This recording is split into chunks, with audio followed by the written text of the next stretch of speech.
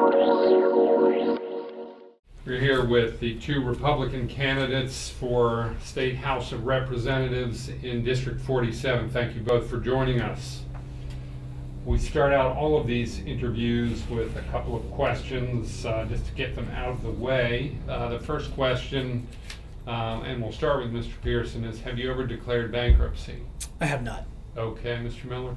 No, I have not. Okay. Mr. Peterson, have you ever been arrested? I have not. Okay, Mr. Miller? Neither have I.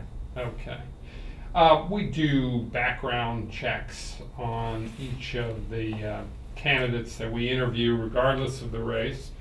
And Mr. Miller, I wanted to ask you about some things that came up on yours from the 1990s. A nolo contendere in 1990, second-degree misdemeanor in 1991, something in 1997. I would have to see and make sure I understand what you're talking about. I don't have recollection of those. Yeah, okay. And I know I've had this circumstance happen to me before. There's a lot of Michael J. Millers, so I don't know if you need a social security number or something else, but I had that similar circumstance happen to me when I started working at Rollins, where they had mistaken me for somebody else. So Okay. I wouldn't be surprised. I don't know the detail of what you just described there, but if they were in Gainesville, that's probably one of the misconnections that I had at Rollins too. There was another Michael J. Miller in Gainesville at the same time. They were in Gainesville, in Yeah. fact. So I would just, for clarity's sake, I would want to know what exactly, because I just went through that circumstance at Rollins 3 years ago. Sure, okay. There's a lot of Michael J. Murphys too. So. Yeah, and so it always gives me pause, because I think, gosh, what could I have done? But then I realized that it was a mistaken identity. So I'd like to clarify that. Sure, okay. Well, I imagine if you've never been arrested before, these may be associated with some other Michael J. Miller. I would hope so. Yeah, okay. All right. Well, let's move on. Why don't you tell us, Mr. Miller, why you're running for this office? I'm running for this office because my wife and I chose to move to Florida 20 years ago, and we are very proud of that decision, and I want my kids to choose the same thing. I want them to be able to find a school where their kids can get a great education. I want them to be able to live in a neighborhood that's safe from crime. And most importantly, I want them to be able to find a job that fulfills their dreams. Nora and I have been very blessed that we chose Central Florida, and if my children decide to move to Indiana, that's fine. But I don't want them to have to move to Indiana because they can't find the life they want here in Florida. Mr. Peterson. For me, it's to continue to serve the community I've been so blessed to be a part of. You know, I've had the opportunity to be born, raised, educated, employed, and an employer. 45 years in this community. I've been volunteering at Orlando Children's Church, Children's Home Society for many years, and I've served Orange County government on 4 different advisory boards throughout the years. For me, this is just an extension to continue to serve a community that, again, that I've been so blessed to call home. Well, let me start with you, Mr. Miller, on this question. What do you see as the top 3 challenges facing the state of Florida right now? Similar to what I said, why I'm running. I feel like the jobs and the economy, I think we're heading in the right direction. I think Florida has some unique challenges with the housing and the diversity of employment. I still think that's a challenge. It's one of the reasons I'd like to be in Tallahassee to discuss how we bring different employers and create an environment where more businesses can either be started or move here. I think the second one is education, which I know is a big hot topic in the governor's race. We both have different opinions on education, but I think back to the jobs and the economy, you're not going to move a business or start a business here if you're not going to be able to have your kids get a good education and potentially do better than you have in your profession. And then the third thing for me is I've been walking neighborhoods on the weekends, and I've been surprised at how many people are concerned about crime. I have been stopped, and I know Mo's been stopped too. And people ask, "What are you doing in our neighborhood?" And I have all my signage on, and I have my pamphlets, and people still want to make sure that I'm not scoping out or whatever, casing a house for a potential robbery. So I feel that safety is an incredibly important part of feeling comfortable about living and working here. Well, with those 3 items that you just identified, do you have specific plans for addressing them and improving the situation? Well, when it comes to jobs and the economy, I've been in the conversations that both Mo and I have had with the Chamber of Commerce and other business-related entities. You know, they accept as fact, and it is fact, that Orlando is the largest city with the lowest median income, and that we need to diversify our job base. And we have great things like modeling and simulation going on.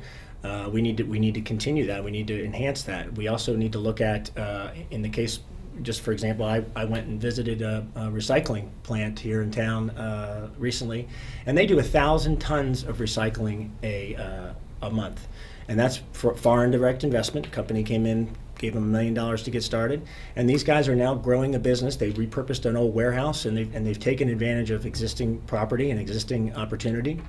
We need to find more instances like that where we can grow and diversify our economy. On the schools, I am a school choice person myself. I do believe that competition makes for a better environment for education, and I would be interested to see, while in Tallahassee, what formula would work best. I don't have the exact answer to which exactly should be happening, but I do feel like competition is always good.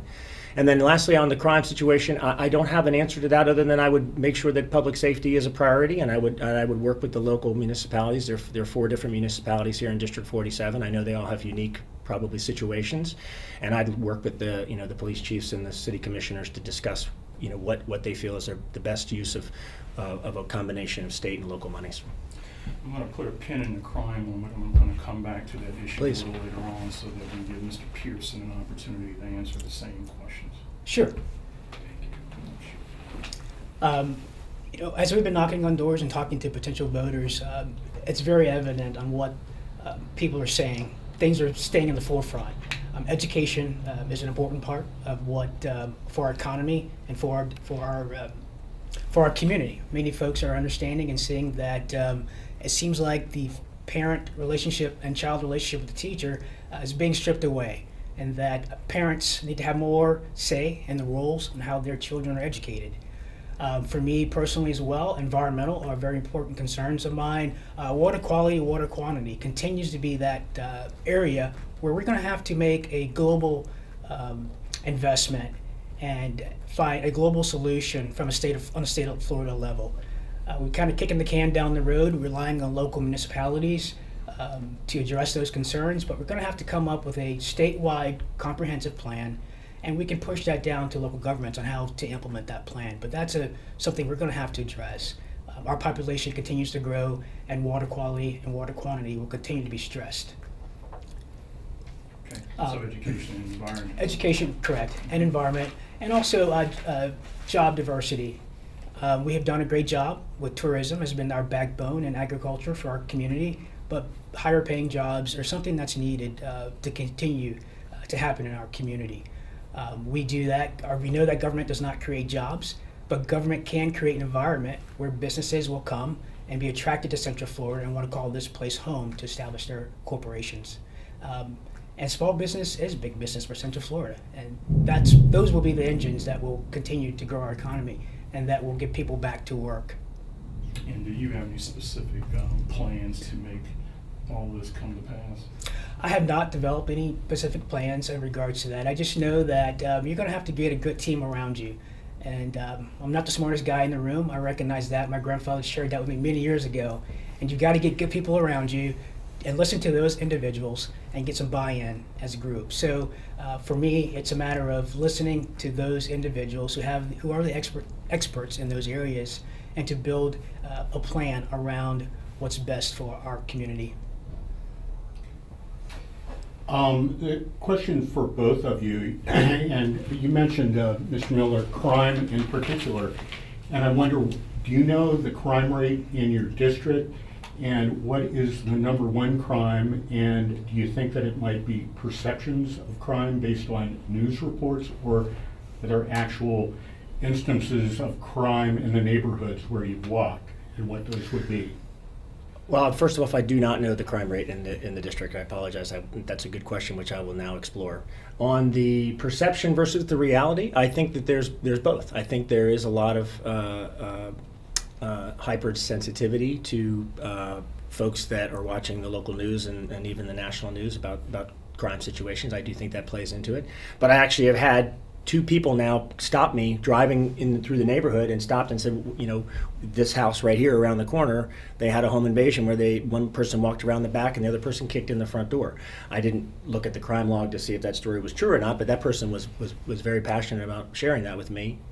And I wanted to be very clear with them that I was not that person, that I'm actually, you know, obviously a candidate trying to, you know, just meet voters. So I think it's a combination of both, and I don't have the number of crimes actually going on in the district, but I will research that now that you've asked that. And what would you have the state do now to support local law enforcement that it's not doing now? I don't have a specific answer to that, other than I did sit in the District 3, the county commissioner, Pete Clark, had a Commission 3 meeting the other day, and I listened to a lot of the conversations because they did have officers on hand to talk about, you know, what they're doing now. I think they're trying to tackle both sides. You know, there are you know, crimes that happen happenstance, and you have to figure out how you either is it a habitual group that's doing it over and over again, or is it a one-off? They talked a lot about the fact that it seems to be that there are pockets of people that are going around and doing these things, and if you can basically cut the head off the snake, you'll stop it. So there's ongoing conversation happening, and I would want to be there, and as I was in the meeting as a candidate, and listening to their concerns, and if they have something that particularly could be addressed by a state help, I would be amenable to listening to that. But what could the state do? I think one thing that the state could do to make a difference, and is it the state's responsibility or that of local law enforcement and elected sheriffs? It's a local responsibility, but I mean, I think it's a support team. We're public servants. We're all working together to try to make the environment better for our families and our community. So I think it would be a combination of listening to what's happening, assessing what they're doing, and saying, you know, maybe there's best practices. And if I'm in Tallahassee and I'm listening to the guys that are operating a similar circumstance in Tampa or Miami or Jacksonville, I can say this is what they're doing in these municipalities to alleviate those situations. Why don't we look at a best practices here in Orlando? And maybe sheriffs are already in contact through associations of their own. So maybe Tallahassee wouldn't need to know that because the sheriffs are already aware amongst their peers. True, but I think that's you know, you can't be too safe, right? So if the sheriffs are talking to each other, sharing best practices, and I'm hearing the good and bad, maybe they're not getting a full spectrum on what that solution is, and I can say, well, listen, I've heard, or maybe they don't have an alternative that they haven't really vetted out. We can do it together. Okay, Mr. Pearson, same question. Are you familiar with the crime rate in your district, the top crime, the issue of perceptions versus actual crime rates and reality? I'm not familiar with the crime rate in my community, as Mr. Miller and Mike mentioned. You know, early on when I first started canvassing back in February, I was stopped a few times, just curious as to what was going on. But now that we have full campaign season, I think everyone recognizes that people will be knocking on doors in support of their candidate of choice. I think for me, I think it's more perception than it is of a reality. We do have local government that I think they're doing a great job in curbing crime and making our citizens aware. I look at, for example, my homeowner association up in Dover Shores. We have great communication. There's constant emails that are going across for homeowners. There's always a signage up front about a particular invasion or to look out for X, Y, and Z. That's been a suspect in the community. So it's definitely a lot of communication going back and forth in the community with homeowners and also with law enforcement, and it's understanding that it's a quality of life concern and that we have to do our part as citizens to make sure that those elements will stay outside of our areas of town, and clearly to make it known to law enforcement of anything that we see that is of question and of concern. What is Tallahassee doing now to support local law enforcement? Can you tell me? And how would you change that? I'm not aware of what at this point of what local government is doing on the part of curbing crime. No, I mean Tallahassee. Or Tallahassee, excuse me. Yes. What Tallahassee's doing to help out in that circumstance. I'm not aware. Haven't done any investigations in that area. Okay, thanks. Staying on crime, I'm sorry, Paul, just for a moment longer.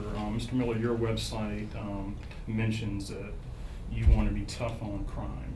And I'm wondering, one of the movements movements that is happening here in the state is something called smart justice.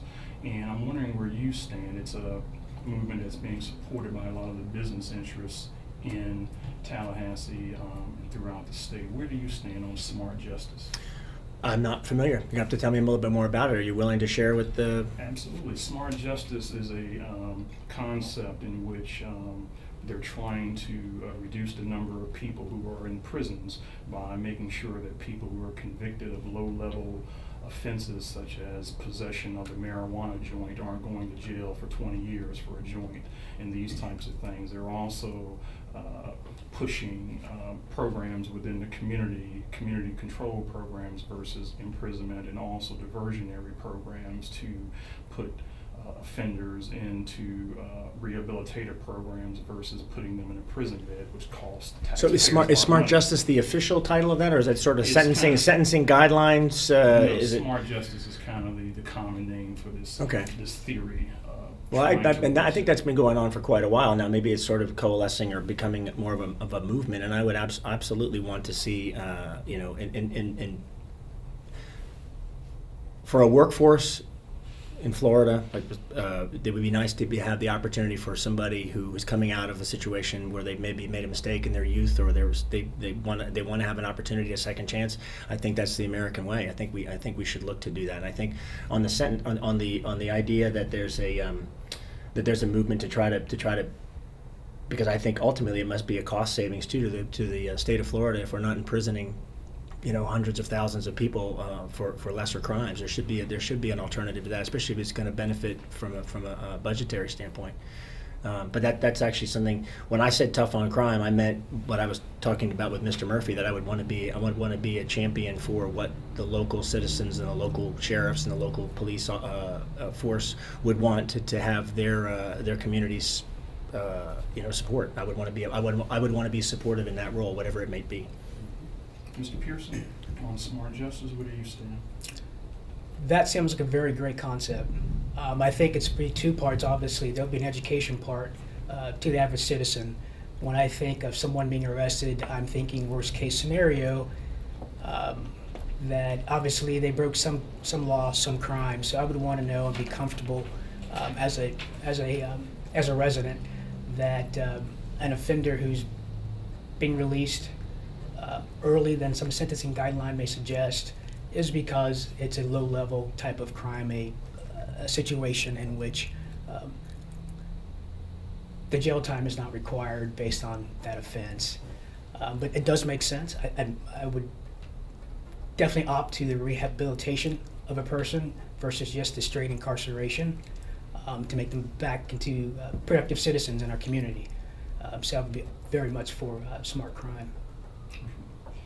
Mr. Miller, why are you the best choice for candidates in this primary contest, or for voters rather? I think for a couple of reasons. One, as a husband and a father, as I said in my preamble, I would really want this community to improve, and I would want to leave it better than I found it. And I've been very passionate about that in my entire professional career. I've started to work in Washington, D.C. for Senator Connie Mack. I came to Florida to raise my family, and I worked for as a congressional staffer, and so I've looked under the hood, so to speak, to see, you know, how government works, and I understand, you know, how municipalities and the state and the federal government work together. So I feel like that's a unique set of experiences that I have. I also have worked in private business. I've been able to help some friends start a juice business that ended up being a $60 million company, which was sold to Ocean Spray, and very proud of working, you know, the day-to-day, going into the mom and pop shops and discussing margins and how to make their businesses stronger. So I've been in that side of the business as well, and then, you know, I feel like my experience in both categories dovetails nicely into being able to go to Tallahassee and communicate both on the government side and on the business side. And Mr. Peterson. Unlike Mr. Miller, I haven't been part of the political process. First time running for public office. I've served my community, as I mentioned, over the past 14 years on 4 different advisory boards for Orange County. I've served my community as a volunteer and a financial contributor to Orlando Children's Church and Children's Home Society of Florida. I'm very vested in this community. 45 years, I've had the opportunity to call this place home. And growing up in South Apopka in the early 80s, there were challenges we had from a socioeconomic standpoint, but my mother and my paternal grandparents instilled in myself and my sister to work hard, to create a plan, to work the plan, regardless of what setbacks you may have. And so for me to have come from those early beginnings and now a business owner, have a environmental consulting firm with a staff of 40, for me, it's just to continue to give to community that I've been so blessed to be a part of. And I think I'm the guy who's going to really listen to the constituents and understand the needs and the challenges of what our community have, and really roll up my sleeves and really get things done for the community. End of the day, I want to do what's right for the community. And if that means I'm not popular, then so be it. If that means I get to go back, they like it, then that's as well, and that is good as well. So for me, it's a service. It's committing to the community that has committed to me. I'd like to do something kind of like a lightning round to make up for some ground here, where I just want brief answers to some questions from both of you, just yes or no answers. Let's start with Mr. Miller. Should Florida increase its minimum wage? No. Okay, Mr. Peterson? No. Okay. Mr. Peterson, should Florida accept federal funds to expand the federal funds under the Affordable Care Act to expand health care coverage in the state? No. Mr. Miller? Not allowed to elaborate? No. Okay.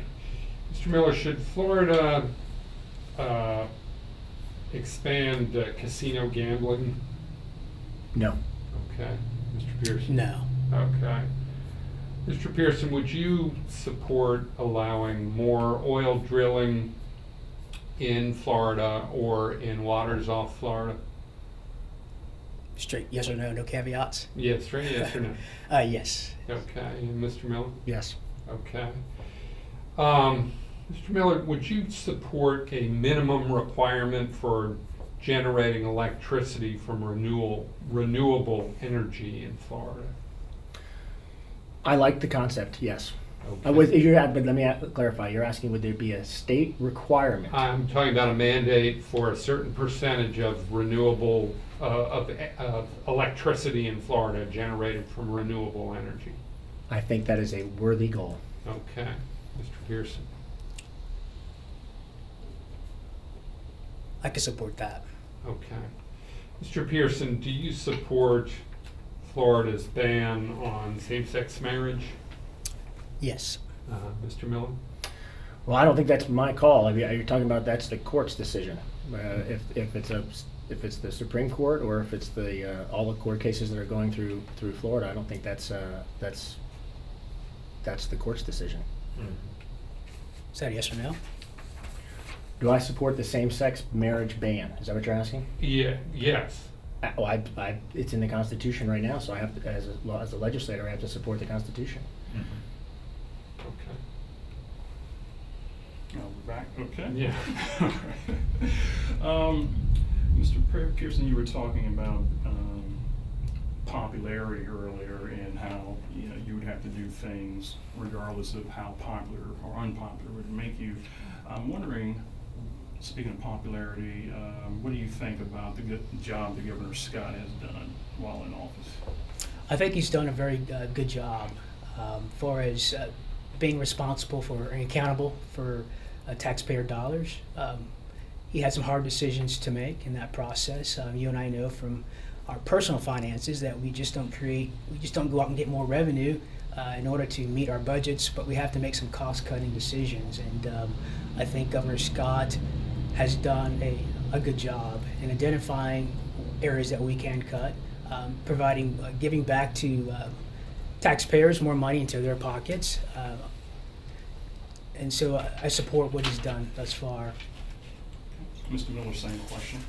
I think Governor Scott has had to make some tough decisions. I think he, as a businessman, understands the challenges of revenue and expenses, and I think that what he's done with the $500 million in tax refunds for this fiscal year was a great move forward. I think having a $2 billion surplus on a $77 billion budget is a good job, and I would consider him doing as a fiscal conservative. I think he's done a great job. He's got some challenges in selling that message on the campaign stump, but I think if you look at the numbers, he's doing the right things. One other question I intended for the lightning round is, Mr. Peterson, start with you. Would you change Florida's stand your ground law? No. Mr. Miller? I would not. Okay. Can you tell us why, really briefly? Well, I think the law does the intent of what it's to do, and that's to allow the citizen to be able to protect themselves, to protect their property, and protect their rights in that manner. Obviously, there may be situations where they may be in gray areas, but I think, again, the law is designed to protect that of the citizens. We're not going to be in a situation where guns will be totally eliminated from our country, from our society. Someone will always have a gun, be it legally or illegally possessed. Okay. Mr. Miller? I believe we have the right to self-defense. I think it's. Were you in the legislature, would you have voted to allow citizens to fire guns into the air and some of the other loosenings that have been passed the last several years? Yes. Yes. And to carry guns on campus? I think we have the right to carry a weapon, a concealed weapon. I think the right to bear arms is in our Constitution. Anywhere? Yes. With no restrictions? Yes. Even airports? Well, I think that supersedes the circumstance of bringing a gun onto a plane. Is that what you're asking me? I would think that would be a different circumstance. That would be a unique circumstance. Mr. Pearson? Well, I think every such situation has a different set of circumstances one has to consider, but the right to bear arms, I would protect that for anyone. And what about stray bullets fired into the air hitting innocent people? I think that's a 1 in a million or multiple million chance. I think that's a hypothetical that I can't answer. And that would be a lawsuit that you would allow people to seek redress under? If somebody shot a gun into the air and the bullet happened to hit somebody else and there was a lawsuit as a result of that, I think that would be a pretty amazing circumstance. Mr. Pearson? I mean, I would support a lawsuit of that type. I mean, Okay. Yeah. Okay, just trying to see where you would go with that. Mr. Pearson, you mentioned on your website wasteful spendings in the state. So can you give me an example of where the state is spending too much money right now?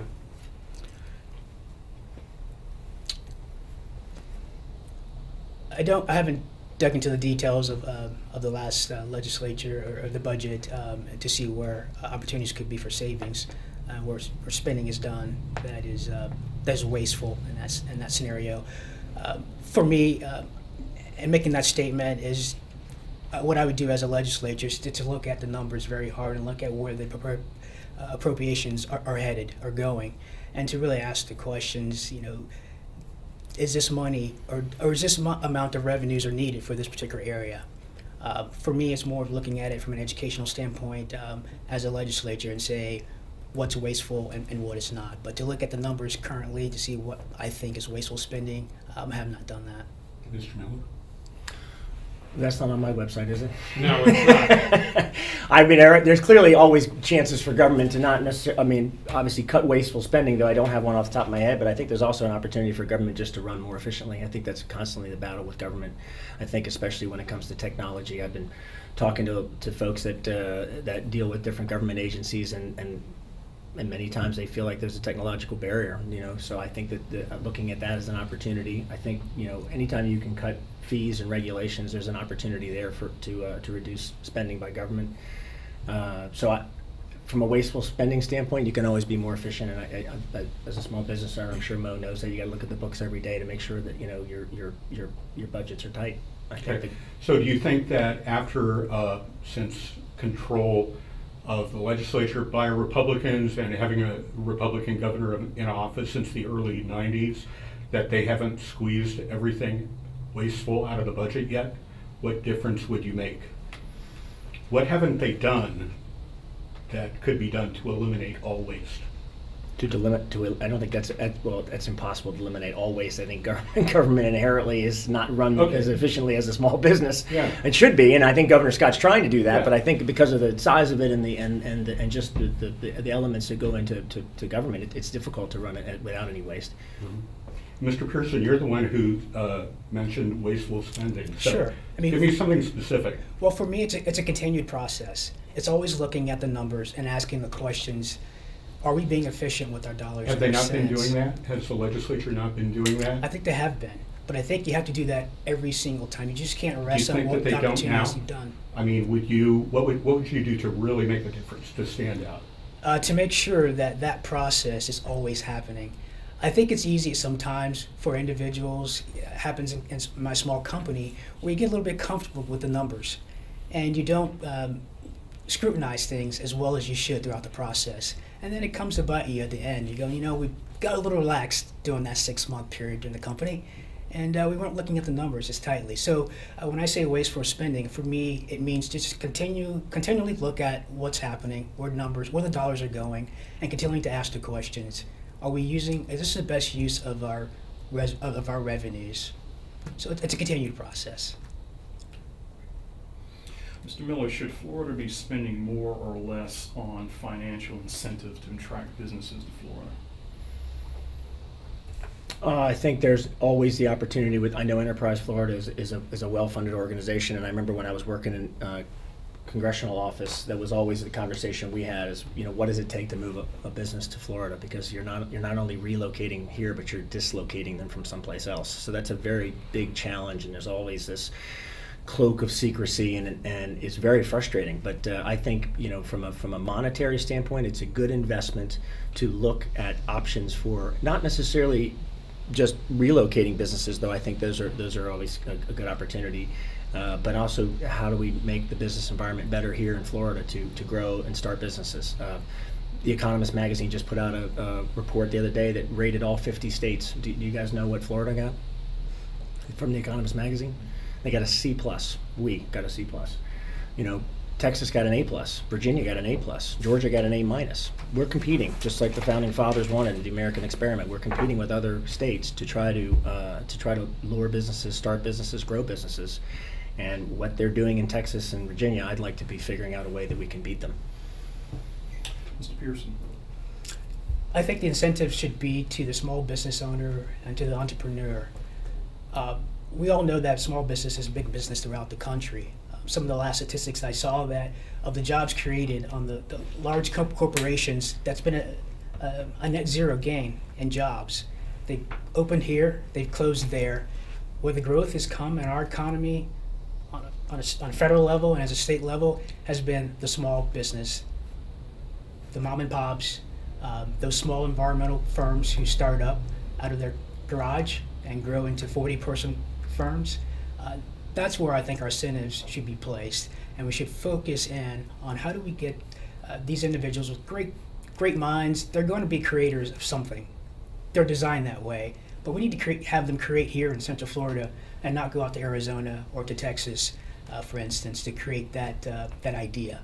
Have it happen here and create an environment where it can happen in our community, and the legislature can do that for our state.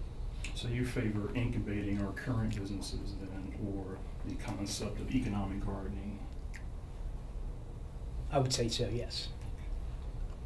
Excuse me, if I'm right, Daryl, is that an and or? Because I think, of course, you're going to want to incubate. I mean, that's a no-brainer. I think you asked the question about do you want to spend money on bringing businesses from other states. I think those work hand in hand. I mean, I think the environment needs to be such that businesses can grow here, and then other businesses from other states look and say, well, how come they're doing so well over there in Florida? Maybe we should relocate.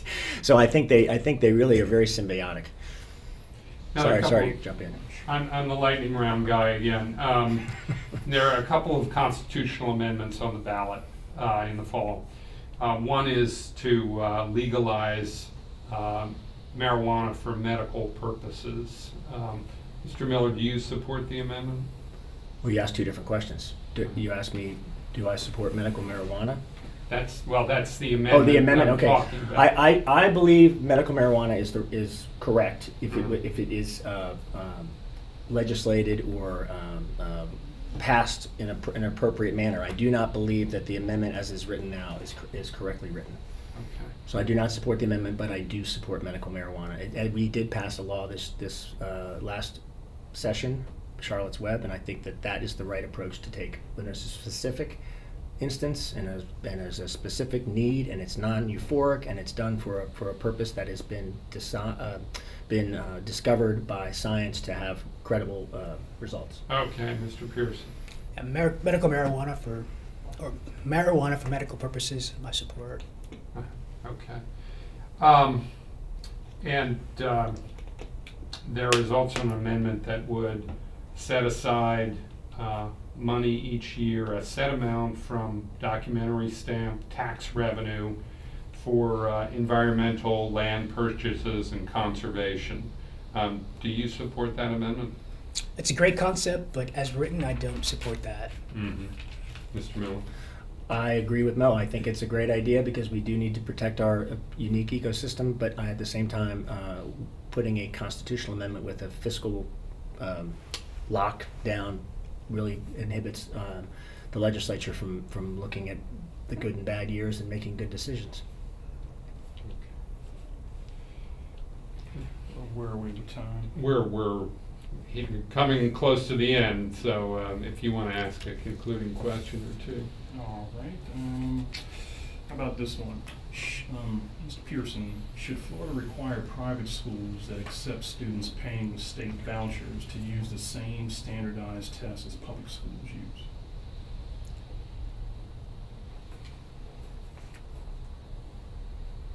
No. And why not? I think because private schools, they have a certain curriculum in which they're wanting to implement. I think there's ways for the state to make sure those benchmarks are being met on the private school side.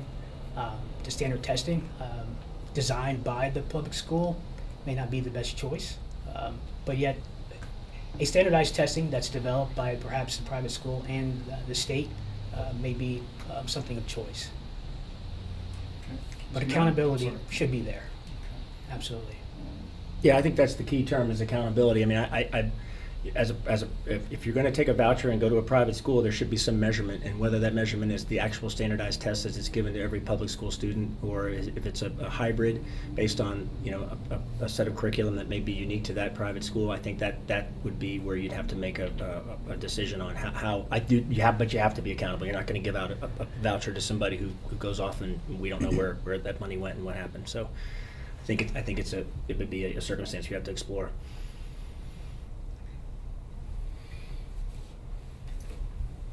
Okay, I think we can wrap it up. Thank you both for coming in today. Sure. Thanks for your time.